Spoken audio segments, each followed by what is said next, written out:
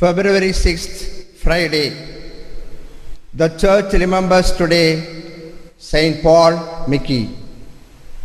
The Gospel of the day. What would have happened if Herod had said no to the girl's request? The girl would have felt sad, Herodias would have been disappointed, and the people who came to the party would have said, Herod does not keep his promises. But the life of a prophet would have been saved. This speaks about the wrong priorities that Herod had in his life. He was completely under the influence of Herodias, so that he lost his mental balance. In our life too, we can have Herodias. It can be anything. If we allow them to influence us too much, we too will end up making wrong decisions in our life.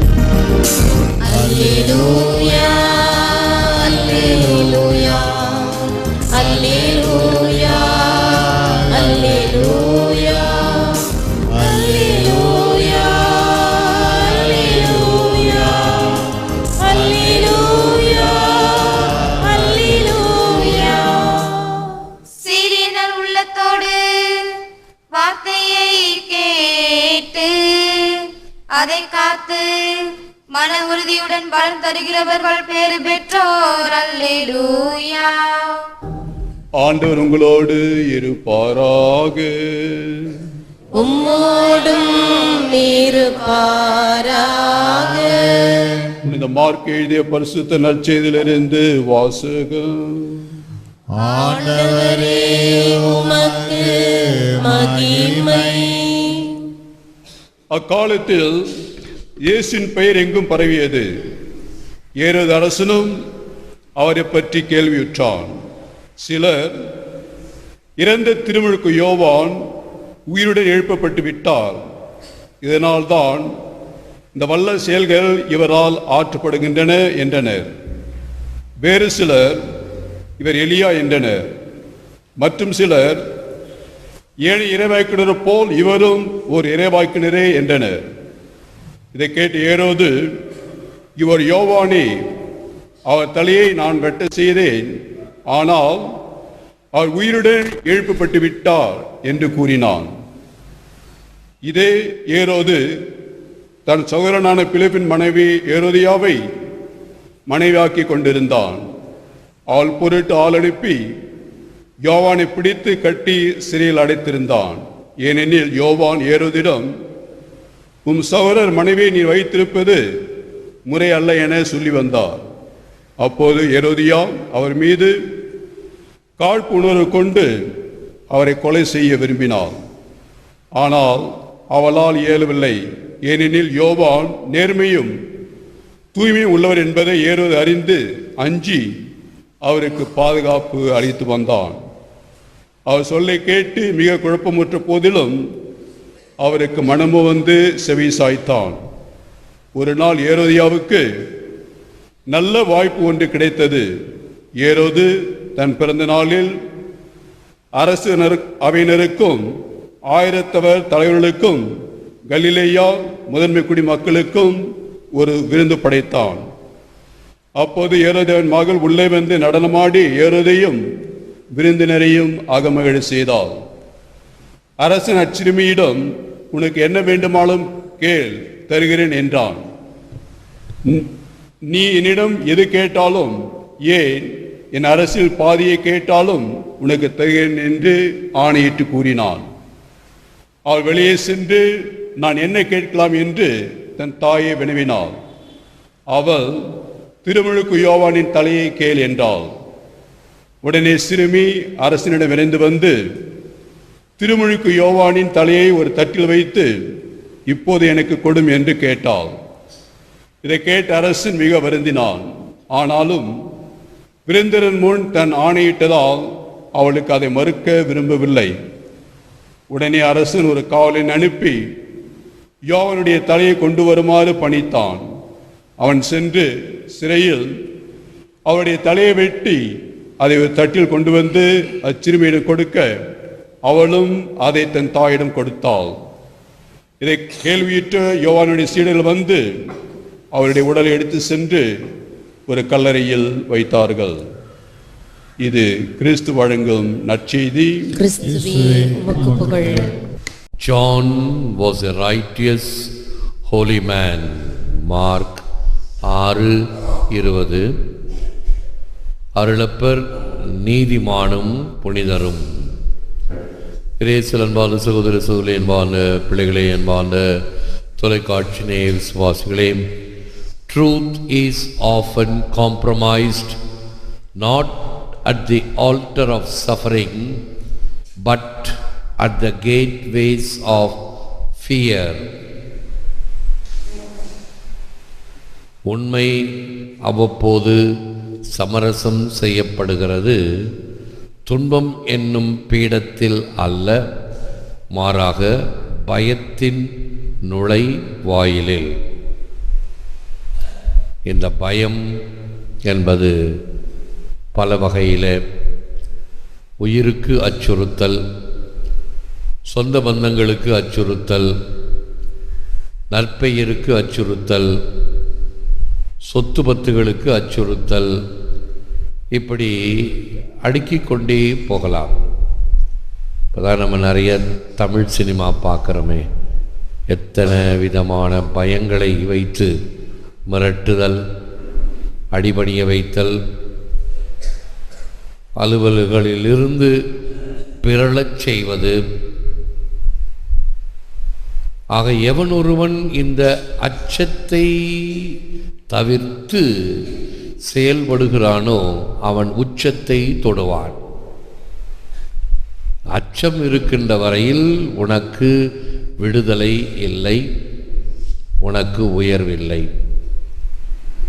ஆகவே சரித்திரத்திலும் சரி, அனுபவத்திலும் சரி, யாரெல்லாம் தைரியசாலிகளாக இருக்கிறார்களோ அவர்களுடைய முடிவு சவாலை வெல்லுகின்ற வகையில் அந்த முடிவு இருக்கும். ஒருவேளை அவர்களுக்கு மரணமோ அல்லது துன்பமோ கஷ்டமோ நஷ்டமோ ஏற்படலாம்.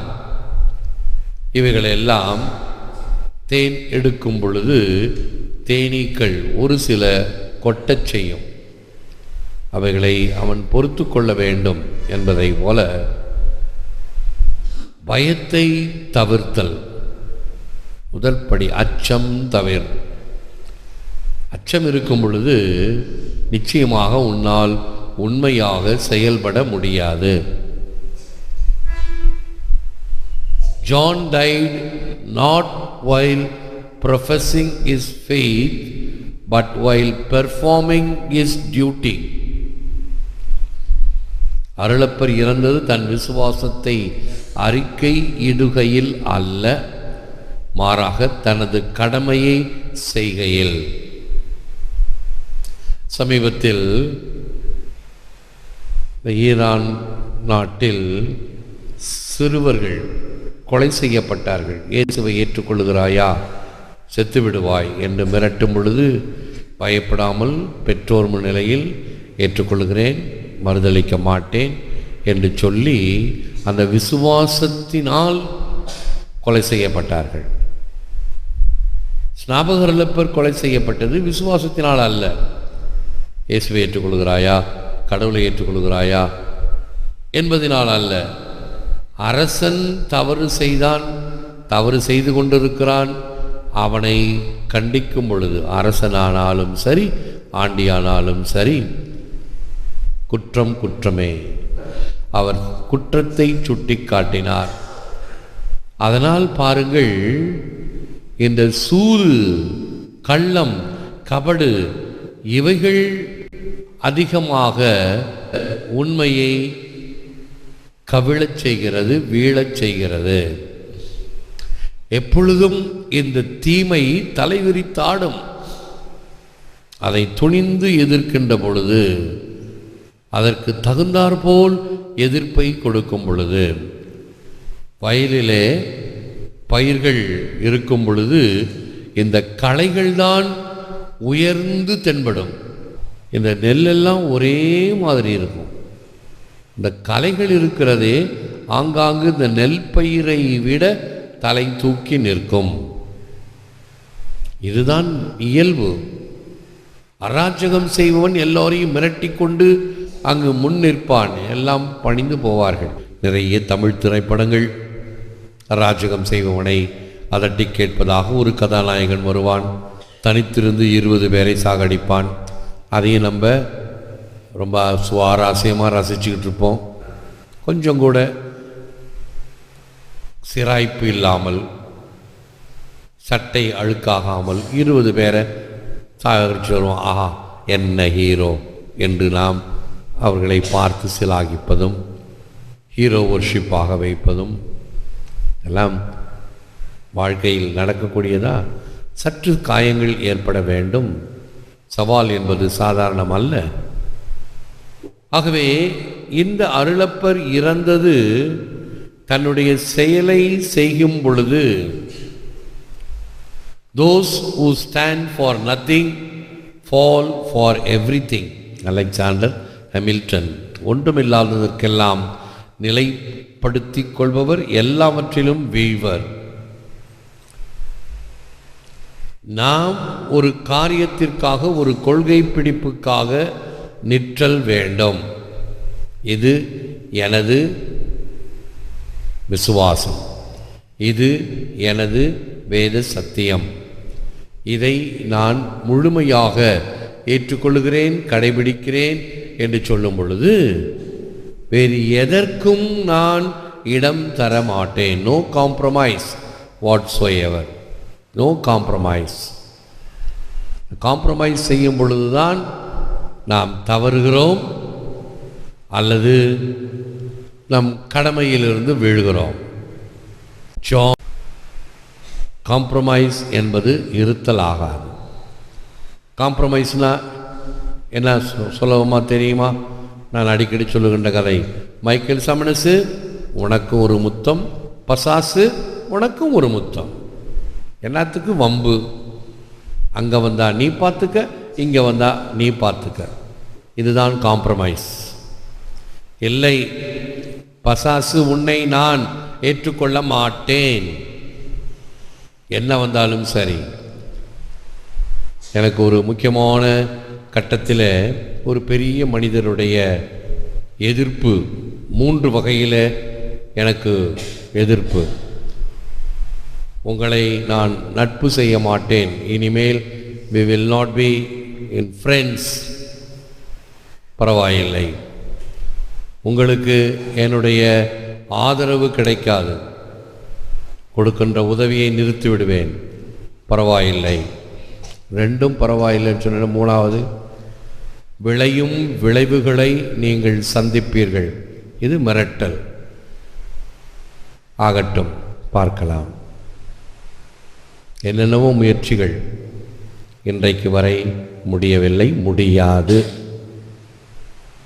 அந்த தைரியம் வேண்டும், ஐயோ பெரிய மனுஷனாச்சே, பணக்காரனாச்சே, பலது செய்வானே, ஏதாவது பண்ணுவானே, பண்ணட்டும். அதுதான் திருச்சபை கிறிஸ்துவம் நமக்கு காட்டுகின்ற வழி. இன்று சிகப்பு ஆடை அணிந்து திருப்பலி ஒப்பு கொடுக்கிறோம் என்றால், நமக்கு முன்னால் வாழ்ந்தவர்கள் இரத்தம் சிந்தி இந்த விசுவாசத்தை பாதுகாத்தவர்கள். இவர்கள் எல்லாம் இப்படி இருக்கும் பொழுது நானும் ஏன் இருக்கக்கூடாது? குர் இஸ்தி எத் இஸ்தே குர்னோன் ஈகோ.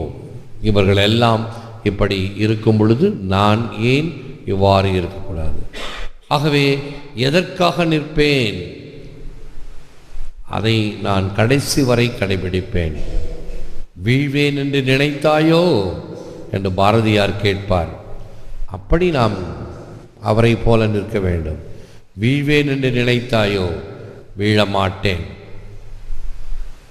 உலகிலேயே மிக பெரிய இடத்தை சந்திரனிலிருந்து பார்க்க முடியும். நிலா எவ்வளோ தூரம் இருக்குது, அங்கேருந்து பூமியை பார்க்கும்போது ஒரே ஒரு இதை பார்க்கலாம். அமேசான் காட்டை பார்க்கலாம், பச்சையாக தெரியும். ஆனால் ஒன்று நீட்டமாக கோடு போட்ட மாதிரி இருக்கும். என்ன தெரியுமா? அது சைனா உடைய பெரும் சுவர், நாட்டுக்காக பாதுகாப்புக்காக கட்டப்பட்ட சுவர், நீளமான சுவர். ஆனால் நல்ல திடனான மதில் கோட்டை தான். ஆனால் பாதுகாப்பு குறைந்து போனது எப்படி என்றால், அந்த வாசலில் நிற்கிறான்ல வாசக்காரன், வாட்ச்மேன், அவனுக்கு கையூட்டு கொடுத்து எதிரிகள் உள்ளே நுழைந்தனர் என்று சரித்திரம் சொல்லும். கோட்டை இருந்தால் போதாது, அங்கே வாசற்படியில் இருக்கின்ற வாயில் காப்போனும் வாட்ச்மேனும் நேர்மையாக இருக்கணும். காசு பணத்துக்காக, தேங்காய் மாங்காய்க்காக வழியை திறந்து விடுகிறேன் பேர் வழி என்றால் என்ன பயன்? Obedience to God comes before to men. In Acts of the Apostles 5:29, மனிதருக்கு கீழ்ப்படிதலை விட இறைவனுக்கு கீழ்ப்படிதல் மேலானது. Witness to the truth is established by witnessing to the truth, by hearing the truth, and it extends its dominion by the love whereby Christ, lifted up on the cross, draws all men to himself. யோவான் 12:32. சிலுவையில் உயர்த்தப்பட்ட கிறிஸ்து அனைவரையும் தன்பால் ஈர்த்து கொண்டது போல, உண்மைக்கு சாட்சியம் அளிப்பது, உண்மையை அறிந்து அதை எல்லாவற்றிலும் வெளிப்படுத்துவது, உண்மைக்கு சாட்சியம் பகர்தல். ஆகவே இறைவனிடம் செபிப்போம், விழுந்தால் இருப்போம். Lord, whatsoever this day may bring, thy name be praised. ஆண்டவரே, என் தேவனே, இந்த நாள் எனக்கு அளிக்கும் யாவற்றிலும் உம் திருநாமம் புகழப்படுவதாக. எங்கள் உள்ளத்தில் திடமான நம்பிக்கை, உறுதியான விசுவாசம், வீழ்த்த முடியாத நிலையை எமக்கு தாரும். ஏற்று வரமருளும் இறைவா, காக்கும் கரங்களினால். ஆமென்.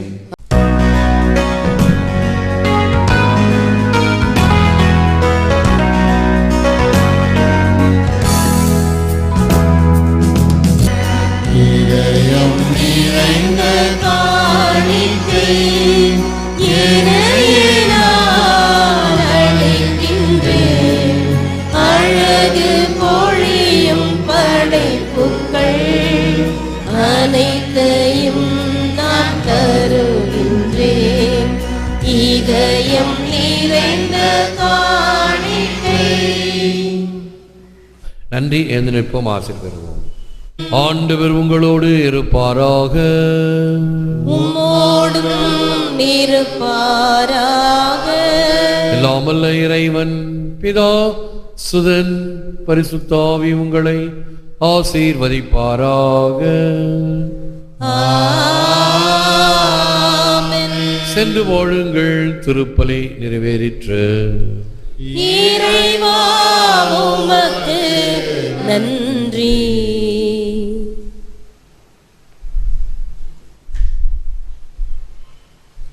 பிதா சுதன் பரிசுத்த ஆவியின் பெயராலே ஆமென்.